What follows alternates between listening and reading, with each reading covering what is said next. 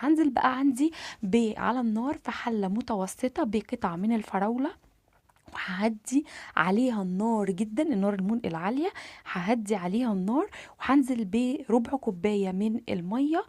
الكوباية دي ربعها من المية، وهبدأ أقلب على نار هادية جدا. نتكلم بقى على فوائد الفراولة. الفراولة غنية بفيتامين سي وكي ومغنيسيوم وبوتاسيوم، وفيها نسبة عالية من المية، علشان كده بتناسب الناس اللي بتعمل دايت أو بتتبع نظام غذائي صحي وبتقلل في الوزن، علشان فيها نسبة عالية جدا من المية. وكمان بتنزل الكوليسترول بالنسبة للناس اللي عندها مشاكل في ارتفاع الكوليسترول، والناس اللي بتعمل دايت. وبيها الاوميجا 3 عشان غنيه جدا بالاوميجا 3 والنحاس.